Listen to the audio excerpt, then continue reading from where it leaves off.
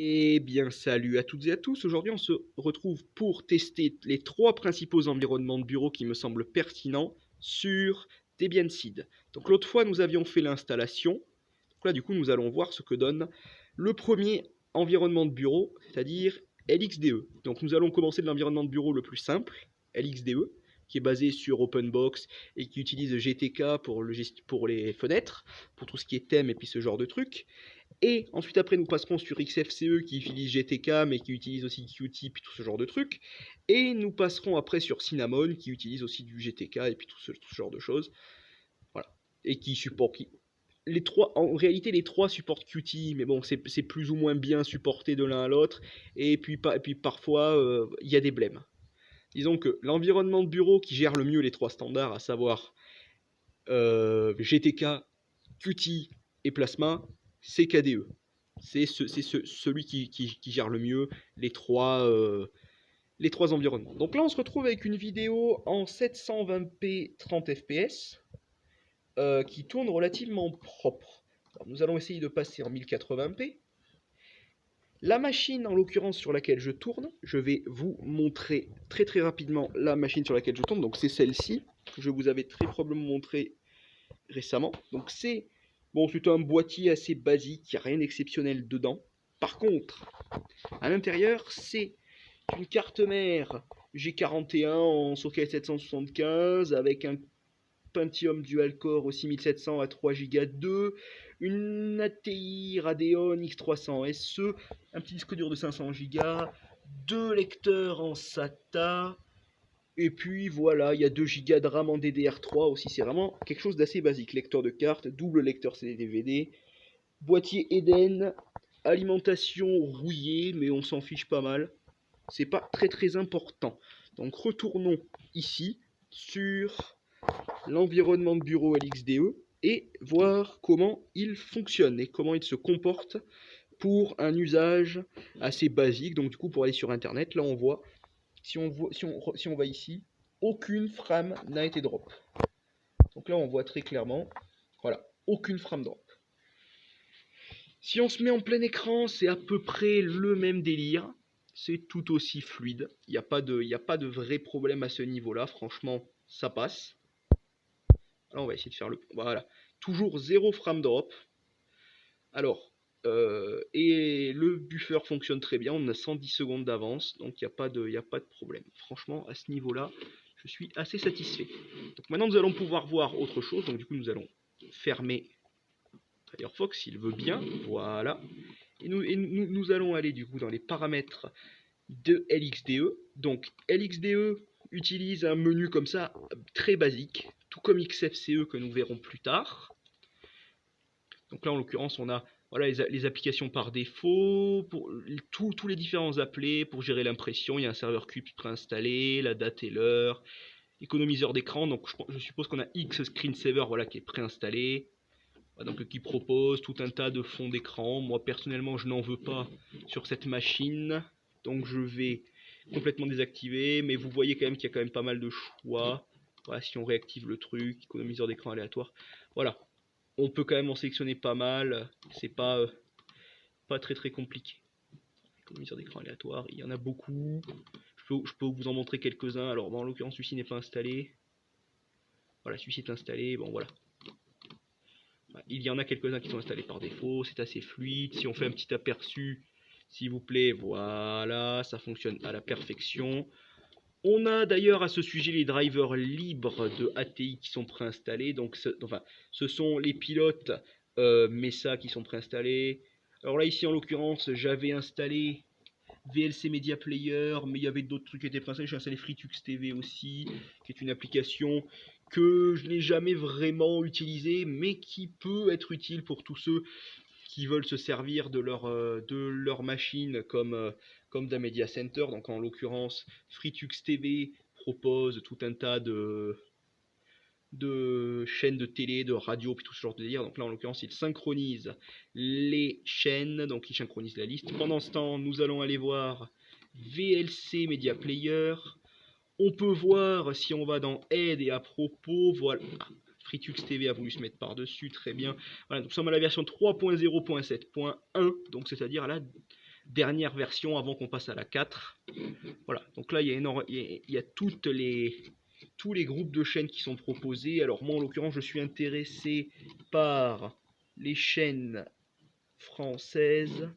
Voilà, ajouter.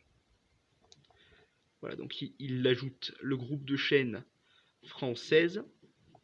Donc, pendant ce temps, nous allons continuer, parce que nous allons quand même faire un petit peu de multitâche pour voir comment la machine tourne. Nous avons donc l'OpenBox Configuration Manager, qui nous permet de choisir un thème. Par exemple, nous allons en sélectionner un autre. Est-ce que j'en ai un autre qui ressemble suffisamment? Voilà, donc, voilà, qui ressemble suffisamment peu. Celui-ci ressemble un petit peu à KDE, je trouve. Nous allons en profiter pour... Voilà, configurer l'écran pour que le bord soit correct, si ça veut bien. Bien non, ça ne veut pas, parce que visiblement, la carte graphique est trop pourrie, mais bon, ça c'est un autre problème. Donc on peut sélectionner, voilà, ça se fait assez vite. Moi perso, je trouve que celui-ci est pas trop mal. Voilà, donc on peut voilà, mettre à jour le contenu des fenêtres reconditionnées. On peut choisir le nombre de bureaux. Moi perso, j'aime pas avoir plusieurs bureaux, donc je désactive exactement l'appeler en bas gestionnaire de bureau virtuel. Ça n'est pas mon délire. J'enlève l'espace également. Voilà, voilà, ça c'est comme ça que je configure généralement. Alors voilà, donc là on a un raccourci pour le web browser, là on a un raccourci pour le gestionnaire de fichiers PCman FM, qui est un truc qui est assez basique, mais qui je trouve qui fonctionne quand même pas mal. C'est quand même assez fonctionnel, je trouve. Voilà, c'est quand même quelque chose qui est fonctionnel, qui n'est pas demandeur en ressources et qui fait le taf, qui est aussi performant et aussi puissant que ce qu'on avait à l'époque de Windows, XP, Vista, 7. Maintenant, le gestionnaire de fichiers de Windows 10 fait beaucoup plus de choses, mais c'est quand même largement suffisant. Voilà, on retrouve nos applications, puis tout ce genre de trucs. Voilà, donc là on a les applications, là on a la corbeille, là on a le dossier personnel, nos documents, la musique, et on a des onglets, on a également moyen de mettre des propriétés sur le dossier. Alors en fonction, alors là en l'occurrence sur un fichier on ne peut pas, sur les raccourcis, tout ça c'est tout protégé, mais sur certains documents on peut le faire. On peut également afficher les fichiers cachés, et puis on a des filtres ici pour filtrer par type de fichier ou par ce genre de choses. Voilà, donc vous mettez par exemple étoile.txt, puis ça va vous afficher seulement les fichiers texte et puis ce genre de trucs. Ça, voilà, c'est assez clair. C'est pas bien compliqué. Donc voilà, donc ici ça nous a ajouté les chaînes pendant ce temps. Voilà, donc par exemple, je sais pas, on va si on pouvait trouver une chaîne de télé ou quelque chose comme ça qui fonctionnait pas trop mal. Alors, est-ce qu'il y a une chaîne de télé? Non, malheureusement, il n'y en a pas. Bon, à la rigueur, peu importe, je m'en fous pas mal. Ce qui m'intéressait simplement, ça aurait été de vous montrer du flux vidéo autrement, mais visiblement, FreeTux TV ne le propose pas. Donc nous allons également aller faire un petit tour sur les autres applications qui sont proposées, donc notamment LibreOffice, que en l'occurrence j'ai installé, mais qui en fonction des paquets que vous mettez peut être préinstallé. Voilà, donc LibreOffice sur sa version, alors s'il vous plaît, ça ne me montre pas la version, c'est très dommage tout ceci. Voilà, donc on arrive un peu mal à voir. Alors, version 6.3.0.1. Donc visiblement il y a un petit glitch graphique, mais je pense que c'est dû à la carte graphique qui a des petits bugs comme ça à la con, qui sont pas qui sont inhérents à la gestion graphique que j'ai sur cette machine. Mais je pense aussi que c'est dû à OpenBox qui est mal réglé de base et qu'il doit y avoir certains réglages et certains scripts à faire afin de le rendre un petit peu plus qualitatif. Je pense que de base, l'intégration que propose Debian avec les paquets sur les dépôts n'est pas parfaite. Voilà. Donc sur ce, nous allons quand même faire un petit tour également sur les autres applications. Donc là en l'occurrence on a GIMP, on a Inkscape, on a Krita. Donc ça c'est toutes des applications de dessin. Et si l'on va sur les préférences, on a le gestionnaire de paquets synaptiques. Donc en l'occurrence je vais faire un raccourci sur le bureau. Voilà. Donc ça, gestionnaire de paquets synaptiques, j'entre mon super mot de passe de la mort qui tue. Voilà, un seul caractère, devinez lequel, trop bien. Et donc là on a tous les paquets tels que les propose Debian. Donc là on a les navigateurs web ici par exemple. tout ce qui concerne Internet, voilà. Les éditeurs de texte. Là, on a l'électronique pour la programmation, je suppose. Là, on a les utilitaires. Voilà, donc je sais pas, par exemple, ARC pour les archives.